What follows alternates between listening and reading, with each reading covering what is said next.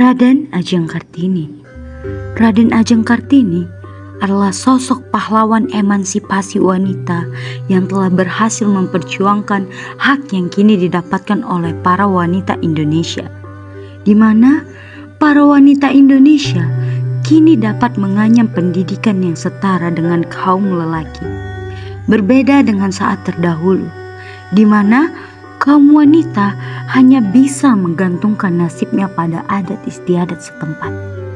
Seperti halnya Raden Ajeng Kartini yang hanya bisa menganyam pendidikan dasar dan itu pun tidak sampai tuntas. Terkisahlah pada tahun 1891, Raden Ajeng Kartini harus mengakhiri masa belajarnya bersama kawan-kawannya di sekolah karena kemudian harus menerima pinangan dari seorang bangsawan asal Rembang. Kemarilah nak. Ya ayah.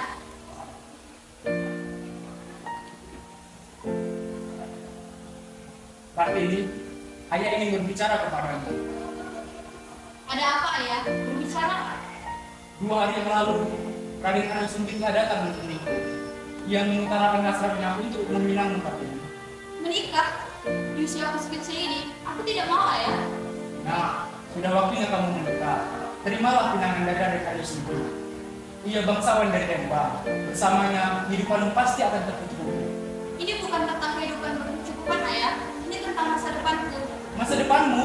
Masa depanmu itu ialah menikah dengan Raden Aryo Sendiri, Kartini. Aku tidak mau ayah. Aku ingin melanjutkan sekolahku. Kartini! Jangan paksa aku ayah.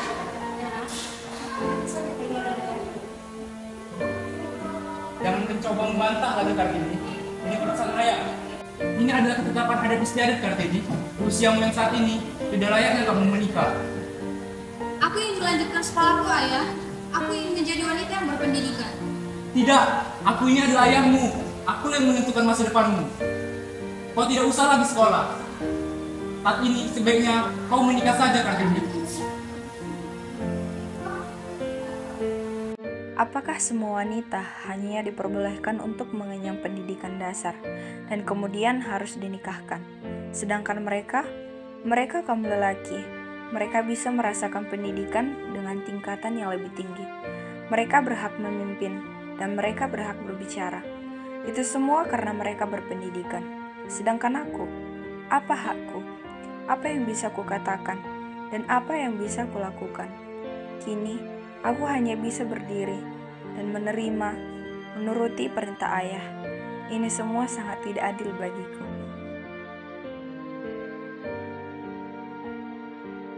Kartini berjalan dan terus berjalan, mencari tempat untuknya mencurahkan kepedihan.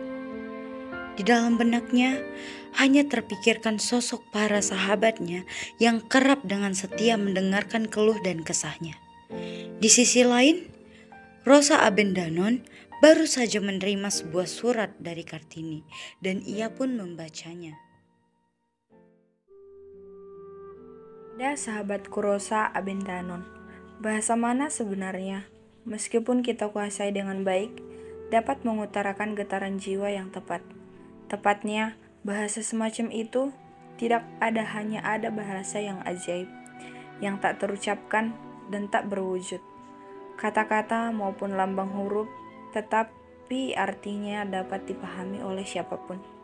Yang memiliki perasaan, bahasa yang demikian itu adalah bahasa mata yang suci dan bersih. Cermin jiwa yang cerah. Saya sangat sayang padamu kaum wanita.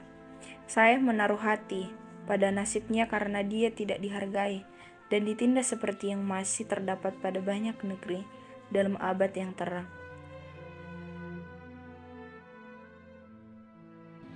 Kartini, kenapa? Apakah kamu datang bersama Stella dan Pankol? Di mana mereka? Stella dan Pankol tidak bersamaku. Memangnya ada apa ya? Kemana mereka pergi? Apa mereka sakit? Atau mereka pergi? Kau tidak perlu mengetahui di mana mereka, Kartini. Aku akan pergi melanjutkan pendidikanku ke Belanda. Jangan bilang kau akan meninggalkanku, Rosa. Bawalah aku pergi bersama kalian. Aku tidak bisa, Kartini. Maafkan aku. Aku, Stella, dan Pankol akan pergi melanjutkan pendidikan ke Belanda. Aku tahu ayahmu tidak akan mengizinkanku. Kartini, aku tahu ini berat untukku.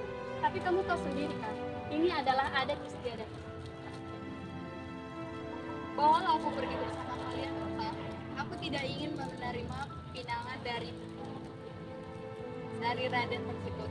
Aku ingin melanjutkan sekolahku dan aku ingin menjadi wanita yang berpendidikan. Kami tidak bisa, Rosa. Kamu tahu sendiri kan bagaimana sikap ayahmu.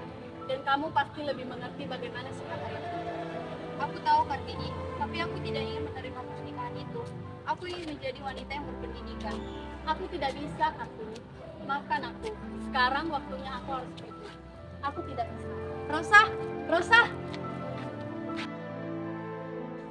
Karena kepedihan kini benar-benar tak terungkapkan, masa sekolahnya harus terhenti dan dengan tiba-tibanya para sahabatnya yang meninggalkan Kartini, di dalam hati Kartini masih tersimpan secara harapan untuk belajar.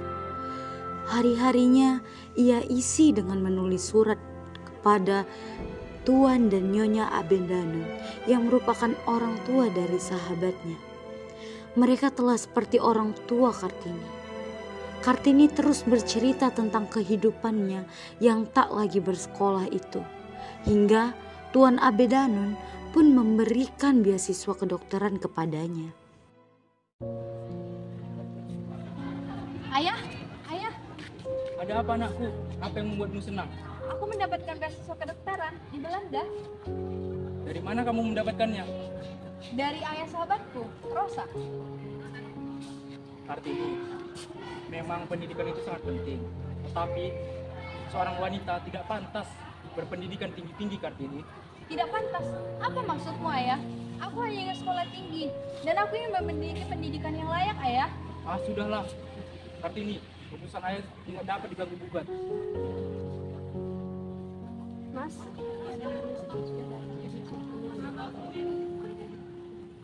Kartini, Raden Arusiki sudah datang dan dia ingin menemuimu, Kartini.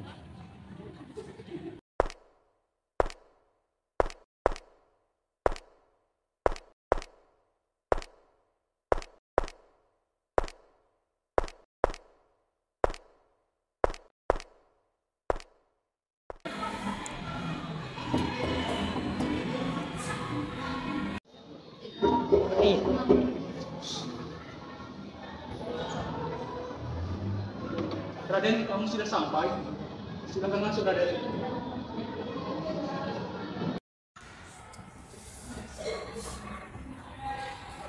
Silakan dulu, Raden.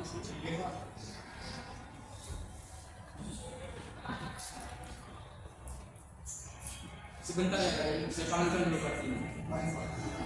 Kartini, Kartini, kemarilah nak. Iya, ayah.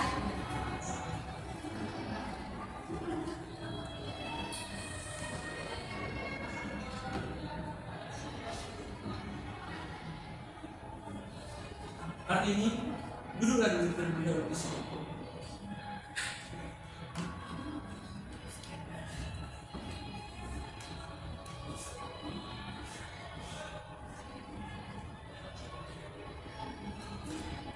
Silakan kalian berbicara kepada Kartini. Kartini, ayah tinggal sebentar. Ayah, Kartini, bisakah aku meminta waktumu sebentar? Jika aku berkata tidak, itu juga akan menyita waktuku, Raden.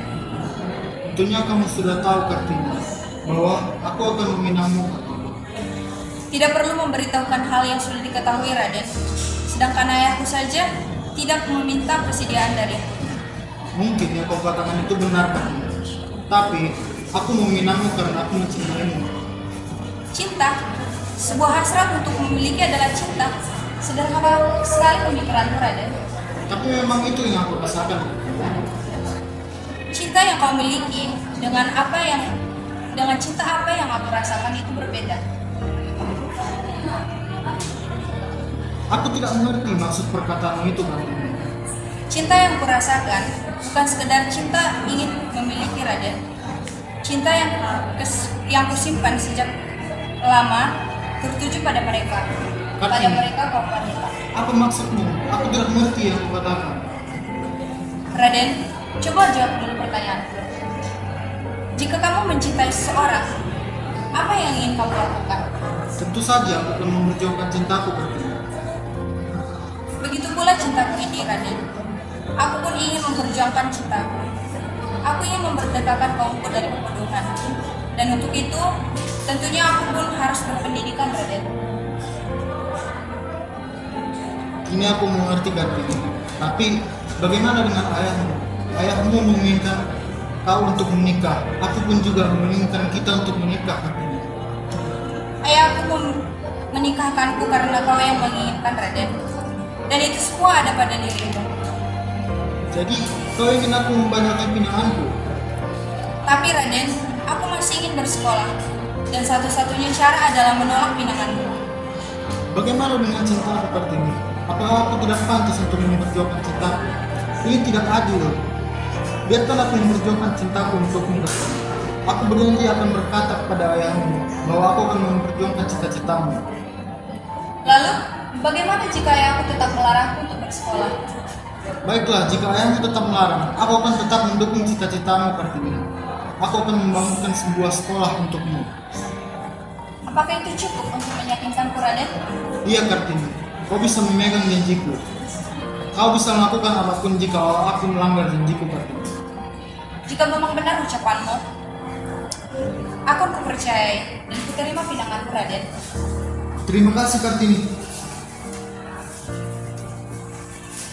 Akulah yang seharusnya berterima kasih kepadamu, Raden. Baiklah Kartini, sama-sama. Aku juga akan berbicara kepada ayahmu sekarang juga.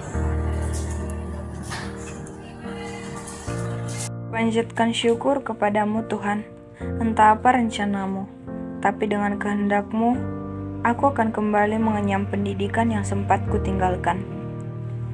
Dan aku berjanji akan menjunjung tinggi harkat kaumku, akan kuperjuangkan pendidikanku bersama kaum wanita. Akan kudapatkan aku bersama mereka, dan akan berubah dunia ini menjadi lebih baik lagi. Pada tanggal 12 November tahun 1903, saat usianya 24 tahun, Kartini kemudian dinikahkan dengan Bupati Rembang, yaitu Raden Mas Adipati Aryo Sigi Johadiningrat. Keinginan Kartini terus memperjuangkan pendidikan untuk kaum wanita terus menggebu. Kartini meminta izin pada suaminya untuk membuka sekolah bagi kaum wanita dan suaminya pun mendukung.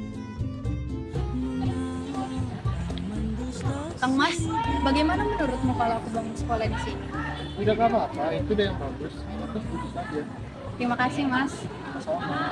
Akhirnya, berkat kegigihan dan dukungan dari suaminya, Kartini mendirikan sekolah wanita di kota Semarang, Surabaya, Yogyakarta, Malang, Madiun, Cirebon, dan di daerah lainnya.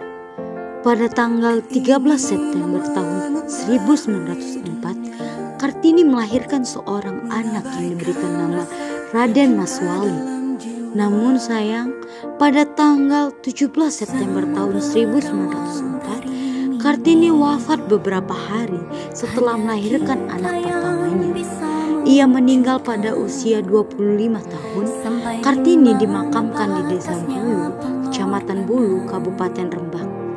Walaupun Kartini sudah meninggal, namun perjuangannya untuk kaum wanita akan terus berkelanjutan. Kartinilah yang membuat terjadinya perubahan pada kaum wanita pada saat itu. Emansipasi wanita telah terjadi perjuangan. Selanjutnya akan dilanjutkan oleh seluruh wanita Indonesia. Selamat jalan Raden Ayu, jasamu takkan pernah dilupakan.